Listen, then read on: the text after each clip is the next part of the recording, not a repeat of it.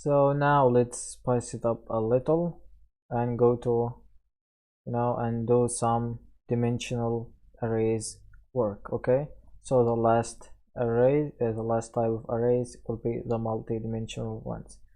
So the multi-dimensional arrays are, arrays that can basically contain, a lot of arrays inside them. So a multi-dimensional array is an array of arrays, and this is basically used, for millions and millions of records. Sometimes it's not enough to store data in associative arrays. Okay, so this is why we basically use them. So if we go over here and just try to create one, you can call it whatever you want, and array, and let me just drag it down like this, and will now contain, we will give, we will put some arrays into them. So if we say like, let's say we are creating a category post arrays, so this will be like PHP, and let's create some programming languages. Just let's give it some programming languages, just real quick. JavaScript, and second one will be, let's say, some frameworks like Laravel, Symfony, Node.js, and the last one, let's keep it for databases, MySQL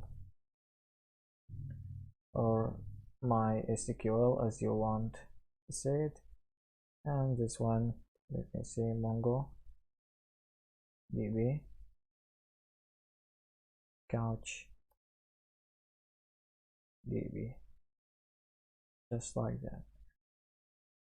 So we need to add our semicolon right there, and this is basically a multi-dimensional arrays that can contain a lot of these arrays right there. You can add as many as you want. So now if we want to access its values, we will go like this. So we will think of this as a row and of this as a column.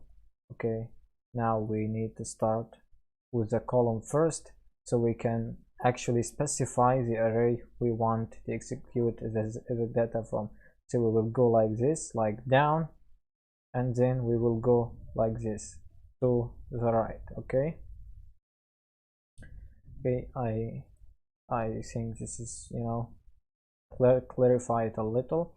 But if we go to our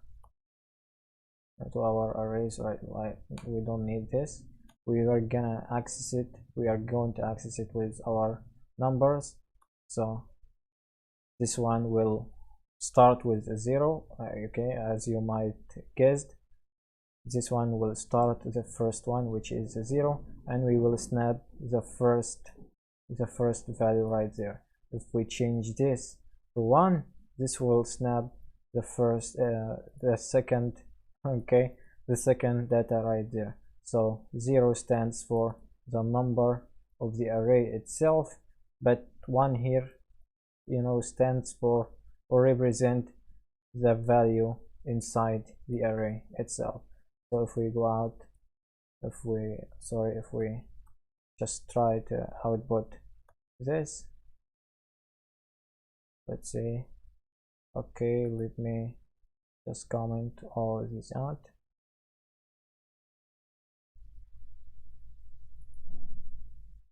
And refresh, we get an error.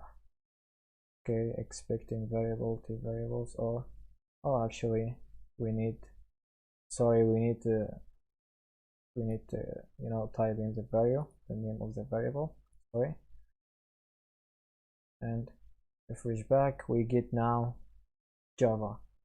okay, which this one right here, because this is, you know, the first value right there. Okay, just I'm gonna see it one more. Okay, I know you might be a little bit tired and, you know, bored already, but I gotta see it again. This one will represent the number of the array, which this will here, you know, refer to the 0. This one will refer to right here, and this will be 2. Okay, just like this. So this here will represent the number of the array itself, and it starts from 0.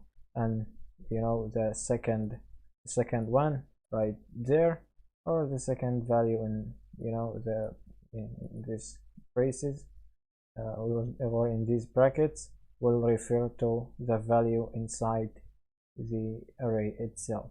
Okay, and of course it starts from 0. If we go and print this, let me remove those out, because it will trigger an error right there.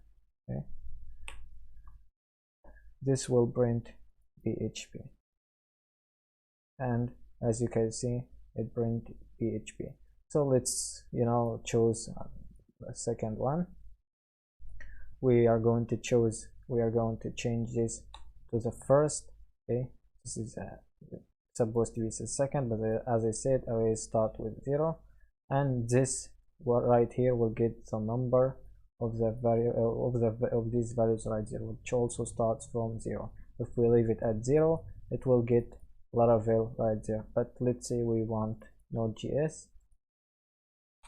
Let me type 2, which will get Node.js.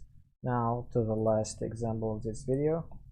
Let's say we want to to choose from the third one. Let me choose, I will get MongoDB, so all we need to have is just one, just like that. Okay, so this is it for multi-dimensional arrays. Play out with them a little bit and you will get the hang of it. Just understand that arrays start from 0. Okay, so this is it for this one, and see you in the next video.